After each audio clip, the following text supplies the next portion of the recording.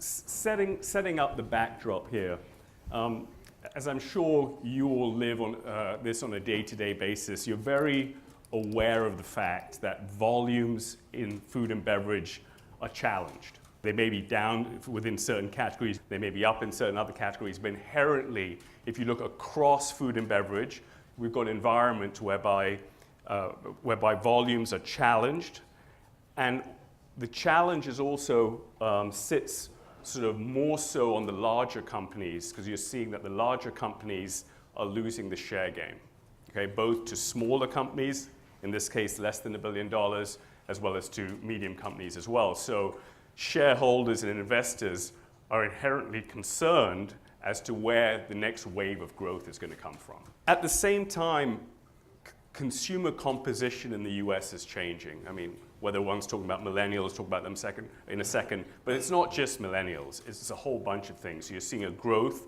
in terms of single-person households. Hispanic households, according to our data, comprise about 17% of all households. In 5 years' time, potentially 23% of all households. The aging of the US population, so 28% of the US population is over 55 years old. What's interesting in particular is that millennials are actually right now poised, they're not quite there, but they're poised to become the largest spenders. Okay, so that will have significant implications on being where the growth is, but more specifically being or providing brands or in categories and providing brands that millennials have affinities to.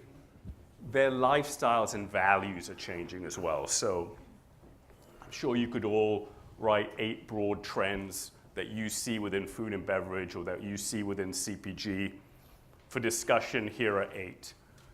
The challenge for manufacturers or CPG strategic investors is, well, should I build or should I innovate to access that growth, or should I acquire? And what we're finding, for a number of reasons, I'll put 2 reasons forward, is that more and more so, the strategic investors, or the CPG manufacturers, are acquiring.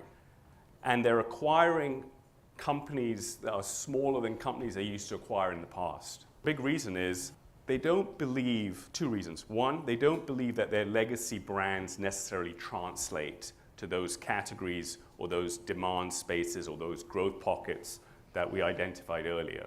So their legacy brands aren't going to translate. And then there's an issue of time.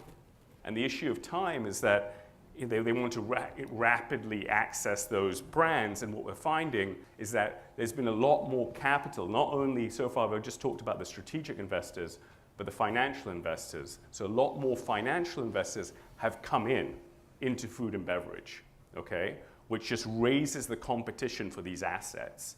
And one of the outcomes is that the strategic investors are being pushed more so towards an acquisition versus a build or innovation decision.